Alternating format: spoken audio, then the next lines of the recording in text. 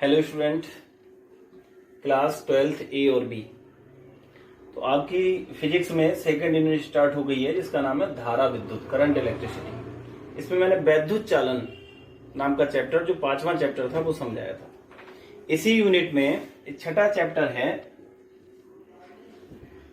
Kirchhoff के नियम एवं वैद्युत परिपथ।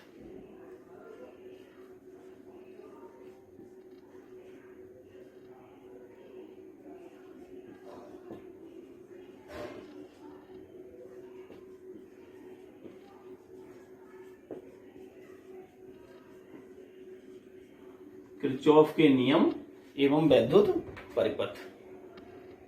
1842 में किरचॉफ ने दो नियम दिए थे, बहुत महत्वपूर्ण नियम दिए थे विद्युत के जो परिपथ हैं। प्रथम नियम और द्वितीय नियम के नाम से जाने जाते हैं, बहुत आते हैं बोर्ड में। तो वो नियम है इसमें। लेकिन इससे पहले इसमें है कुछ टॉपिक हैं, क्रम वाइज वो मैं आपको समझाता हूं। पहला टॉपिक है वैद्युत सेल।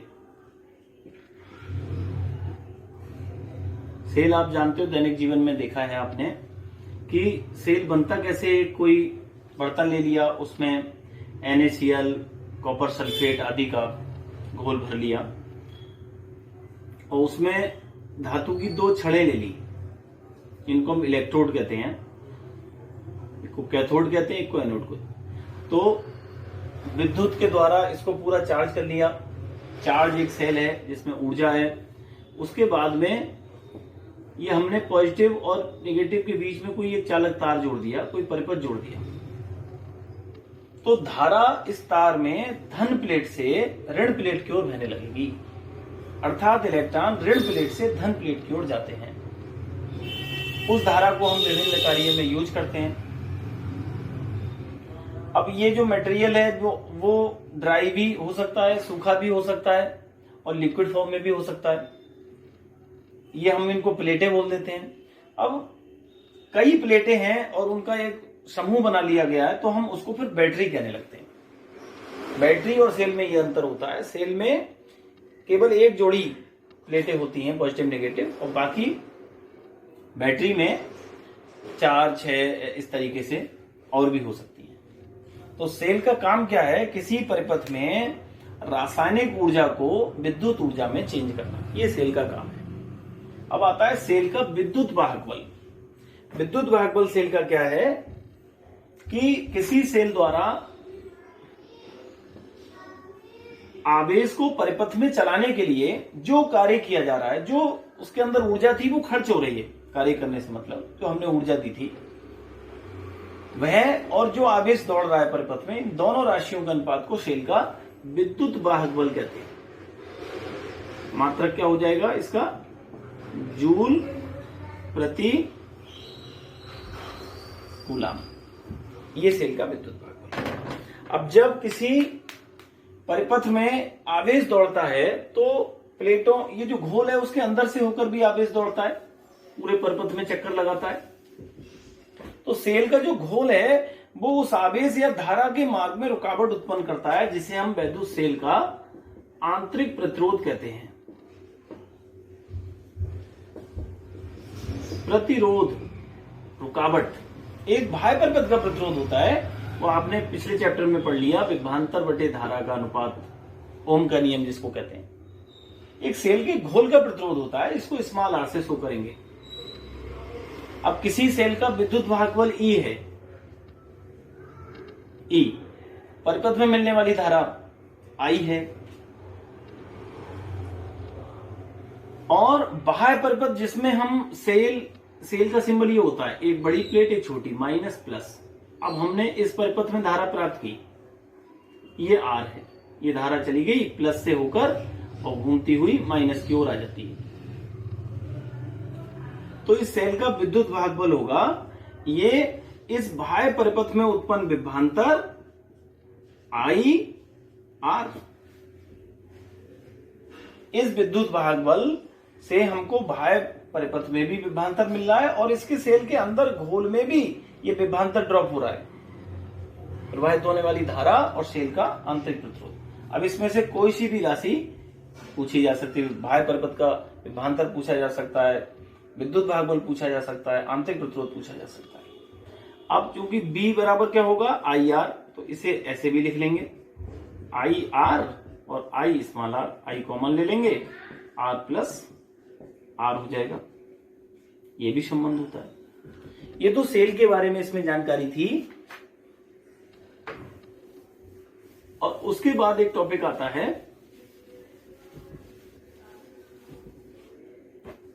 सेलों का संयोजन। सेलों को हम जोड़ें कैसे? तो दो तरीके से जोड़ लेंगे। एक है श्रेणी क्रम। श्रेणी क्रम में क्या करेंगे, सेल एक ले लिया, उसका आंतरिक प्रतिरोध है, दूसरा सेल ले लिया, उसका आंतरिक प्रतिरोध है, ऐसे हमने माना n ले लिए। विद्युत भागबल सबका E है, आंतरिक प्रतिरोध R है। इन सभी से हमने कैपिटल R प्रतिरोध पर धारा प्राप्त कर रहे हैं। बाह्य परिपथ है और ये n सेल जोड़ ली। तो सभी सेलें श्रेणी क्रम में है, क्योंकि प्रथम सेल का नेगेटिव अगले सेल के पॉजिटिव से जुड़ा हुआ है। Positive negative, positive negative. तो सभी सेलों का जो विद्युत वाहक बल हो गया वो क्या हो गया, Ne।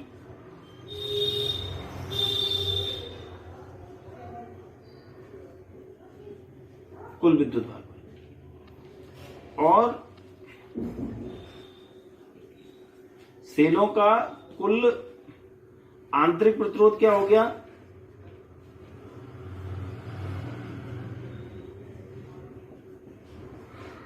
NR। और बाह्य परिपथ में क्या जुड़ा हुआ है, R। तो पूरे परिपथ का प्रतिरोध क्या हो गया, R प्लस NR, क्योंकि NR तो सेलों का ही हो गया और R ये है। कुल विद्युत भाग बल क्या है, Ne। इसलिए धारा क्या हो गई फिर, कुल विद्युत भाग बल और परिपथ का कुल प्रतिरोध, सेलों का भी और बाह्य परिपथ का भी। तो ऐसे हम इन सभी सेलों द्वारा परिपथ की धारा निकालेंगे। फिर आता है समांतर क्रम। दूसरा क्या आता है,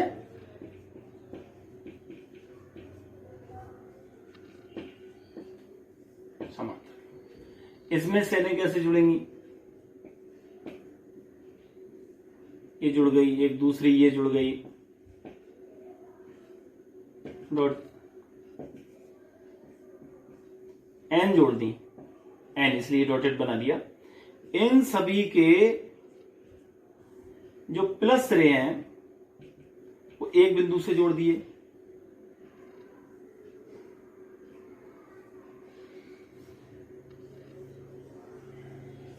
और माइनस एक बिंदु से जोड़ दिए, माइनस वाले। और इन सभी से हम कैपिटल R प्रतिरोध पर धारा प्राप्त कर रहे हैं। सभी के प्लस से धारा चलेगी।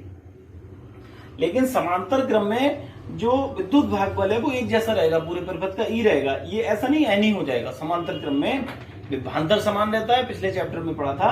और श्रेणी क्रम में आवेश या धारा समान रहती है। तो कुल विद्युत भाग बल कितना हो गया परिपथ का, E हो गया। और ये जो n सेलें जुड़ी हुई हैं, ये चूंकि ये समांतर क्रम में है, तो ये प्रतिरोध क्या आएगा, सेलों का प्रतिरोध क्या आएगा,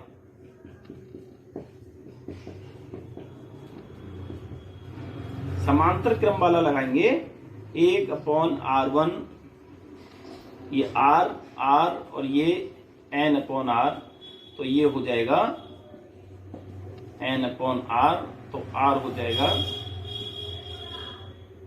ये अनंत तक हो जाएगा यहां पर, तो ये हो जाएगा R/N।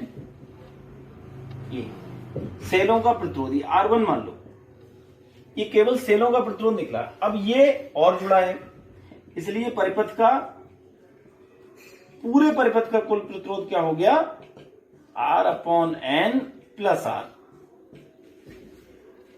ठीक है। इसलिए धारा क्या हो गई, धारा क्या होती है, विद्युत भाग बल और कुल प्रतिरोध। विद्युत भाग बल क्या है, E, कुल प्रतिरोध क्या है, R/N plus R। N LCM लोगे तो E N R plus NR, NE और R प्लस। तो समांतर क्रम में धारा का फार्मूला इस प्रकार का आएगा। इसके बाद इसमें टॉपिक आता है किरचॉफ के नियम।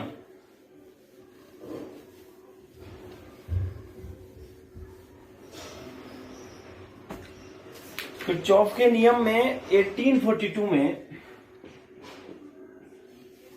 वैज्ञानिक किरचॉफ ने 2 नियम दिए थे महत्वपूर्ण। उन्होंने कहा यदि किसी वैद्युत परिपथ में संधि पर कई तार मिल रहे हैं, उनमें से कुछ में धारा तो संधि किसी जोड़ की ओर जा रही है जैसे I1, किसी में संधि से दूर जा रही है I3, फिर संधि की ओर जा रही है, और I4 फिर दूर जा रही है। माना 4 है 5 है, कितने भी तार है एक जोड़ पे मिल रहे हैं। तो उन्होंने कहा जो धाराएं संधि की ओर जाएंगी, अर्थात कौन कौन सी जा रही है I1 प्लस I3, उनका योग, और जो संधि से दूर जाएंगी उन धाराओं का योग आपस में बराबर होगा। इस बात को ऐसे भी कह सकते हैं, किसी भी संधि पर मिलने वाली समस्त धाराओं का बीजगणितीय योग ऐसे लिख सकते हैं, सिग्मा आई बीजगणितीय योग समेशन या सिग्मा आई 0 होता है। अर्थात संधि की ओर जाने वाली धाराएं और संधि से दूर जाने वाली धाराओं का जो योग है वो इक्वल होता है। ये प्रथम नियम था, बहुत इंपॉर्टेंट नियम था। और उसके बाद था द्वितीय नियम, जिसको हम बंद परिपथ का नियम भी कहते हैं।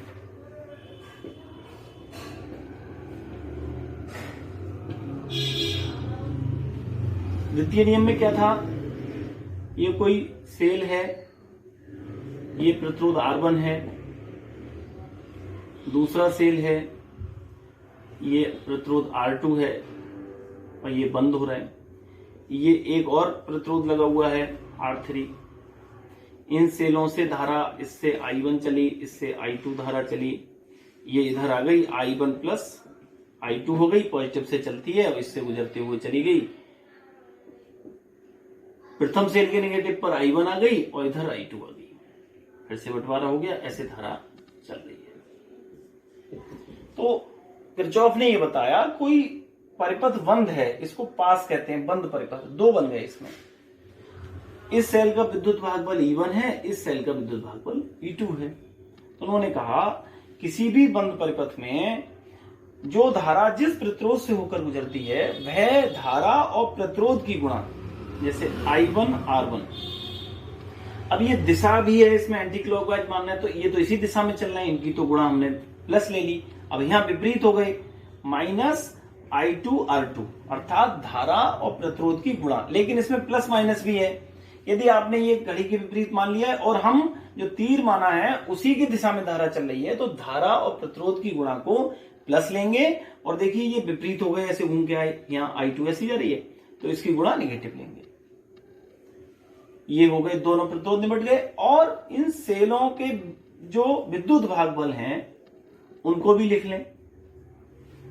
विद्युत भागबल की दिशा माइनस चिन्ह से प्लस चिन्ह की ओर होती है, तो हम इस ऊपर वाले में तो इधर विद्युत भागबल की दिशा उधर ही चले थे और इधर विपरीत, तो उसी दिशा में चले, वहां तो प्लस ले लिया और विपरीत चले उसे नेगेटिव ले लिया। ये ऊपर वाले परिपथ के लिए समीकरण बन गई। अब ऐसे ही दूसरे को बना लें, दूसरे को देखें, ये तो प्रथम के लिए बन गई, द्वितीय के लिए देखो इस इतने हिस्से के लिए। अब देखिए यहां से चलना है ऐसे, ये चलना है, तो I2 R2, और ये क्या है प्लस I1 प्लस I2, और ये R3, प्रतिरोध निपट गए। सेल इसमें एक ही है, क्या है E2। ये दोनों बंद परिपथ छोटे छोटे थे, उनके लिए समीकरण लिख गई। किरचॉफ का दूसरा नियम थोड़ा सा कठिन है, धैर्य से समझ लेंगे। उन्होंने कहा किसी भी बंद परिपथ में बहने वाली धाराओं और उनके संगत प्रतिरोधों के गुणनफलों का बीजगणितीय योग, बीजगणितीय वहां आता है जब प्लस माइनस लिया जाता है, बीजगणितीय योग उस परिपथ में, उस बंद परिपथ में लगे सेलों के विद्युत वाहक बलों के बीजगणितीय योग के बराबर होता है। अर्थात सिग्मा आई आर धारा और प्रतिरोध की गुणा का बीजगणितीय योग, सिग्मा वही जोड़ को बताता है, और उस परिपथ में लगे सेलों के विद्युत, ये सिग्मा है, और विद्युत भागबल ये ई है। इसको शॉर्ट में ऐसे लिख सकते हैं ये किरचॉफ का दूसरा नियम था। अब किरचॉफ के नियम पर आधारित व्हीटस्टोन सेतु है, मीटर सेतु है, विभवमापी है। इस पार्ट में ये 3 टॉपिक और हैं। इसमें से सिलेबस में भी कुछ हट गए हैं, उनको मैं बताऊंगा आपको। सिलेबस में एक आध टॉपिक है, तो मेन है इसमें किरचॉफ के नियम। किरचॉफ के नियम सिलेबस में भी हैं और उन पर क्वेश्चन बहुत आते हैं।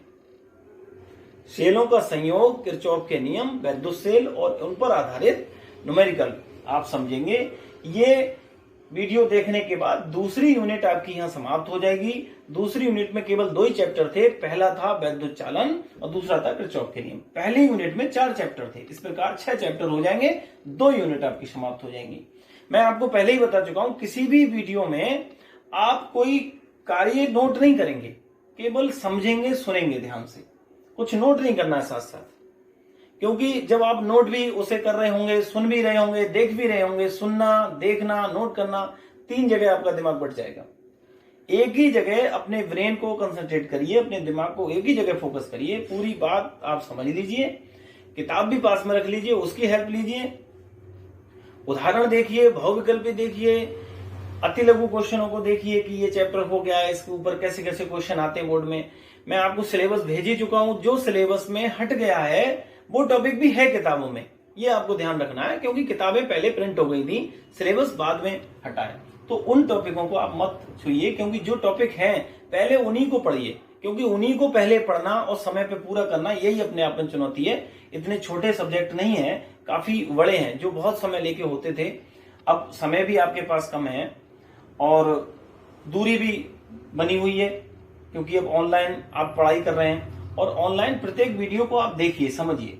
तो ये किरचॉफ के नियम व वैद्युत परिपथ, जो कि दूसरी यूनिट का दूसरा चैप्टर है, किताब का 6ठा चैप्टर है, उसके बारे में मैंने आपको समझाने का प्रयास किया है। तो जितना भी आप समझ पाते हैं, 1-2 बार वीडियो देखेंगे तो काफी ठीक से समझ में आएगा।